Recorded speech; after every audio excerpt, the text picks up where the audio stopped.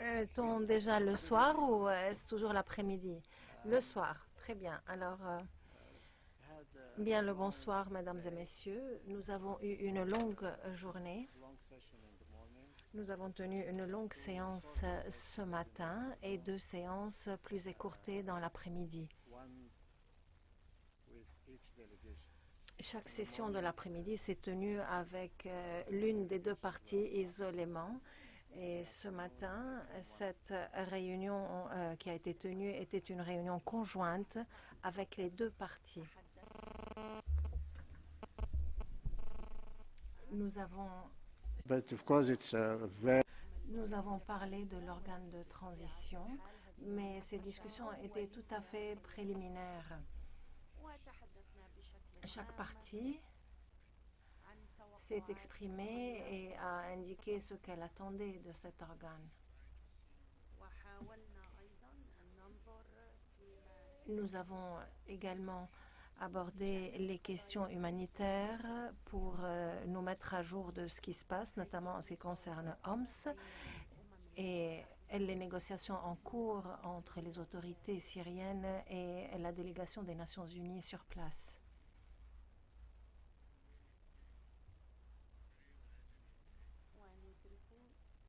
Nous réalisons jour après jour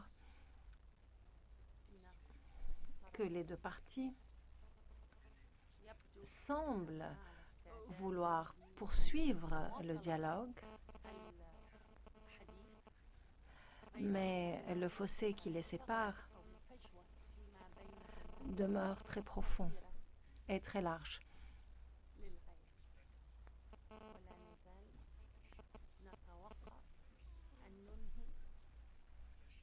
Nous pensons que ce premier round de négociations va se terminer vendredi. Et c'est vendredi que nous allons fixer la date précise de la reprise de ces négociations. Probablement, ce sera une semaine plus tard. Donc, je vais répondre à 2 ou 3 questions. Stephanie de Reuters. Monsieur Ebrahimi.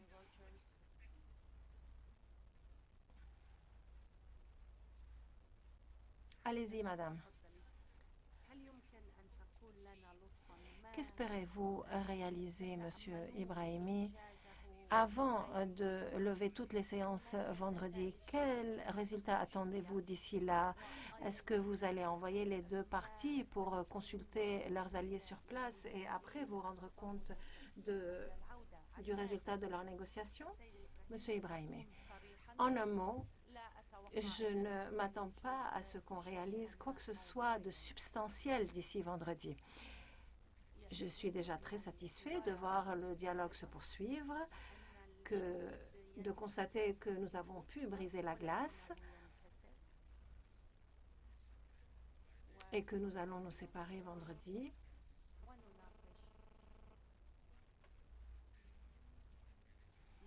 Et que nous allons discuter avant cela du travail qui nous attendra à la reprise des négociations. J'espère que le 2e round de négociations sera plus structuré et j'espère aussi plus productif que ce premier round.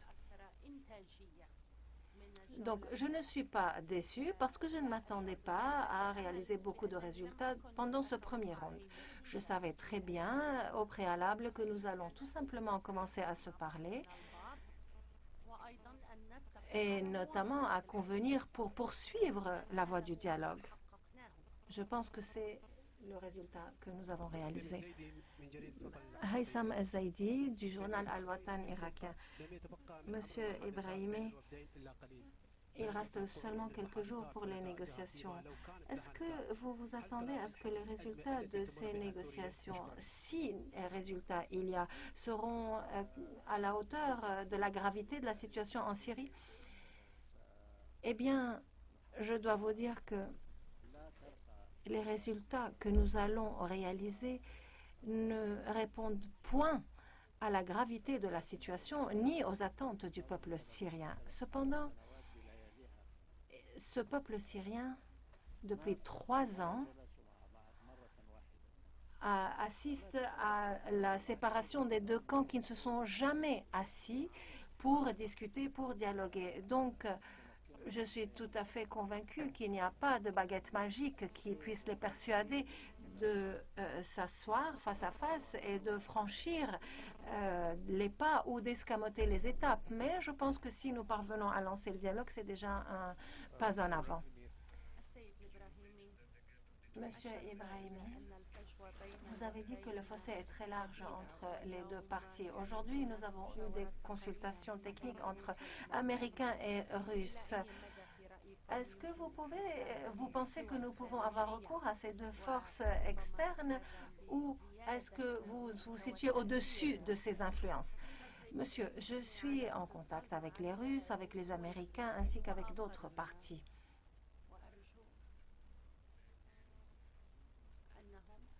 Et j'espère que ces partis vont user de leur influence et de leur ascendant sur les deux partis.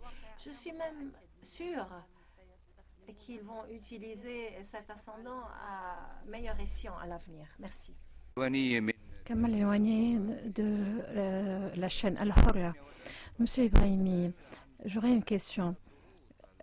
Qu'en est-il des pressions exercées par les Américains et les Russes? Qu'en est-il de la teneur de ces pressions? D'autre part, la séance de ce matin m'a permis d'aborder la question d'un pouvoir de transition. Qu'est-ce qu'a pu donc accepter la délégation gouvernementale et qu'est-ce qu'elle a refusé? Écoutez, je ne vais pas négocier avec vous, il suffit qu'on négocie avec les Syriens, c'est déjà pas mal. Quant à l'aide américaine et l'aide russe, eh bien, les Américains ont de bons rapports avec l'opposition, les Russes ont de bons rapports avec le gouvernement. Et je pense que maintenant, il y a de bons rapports entre les Américains et les Russes. Donc, ils s'entretiennent entre eux, ils me contactent et chaque parti essaie également de convaincre donc les partis avec lesquels elle traite et qui est nettement meilleur que ma capacité à les convaincre moi-même.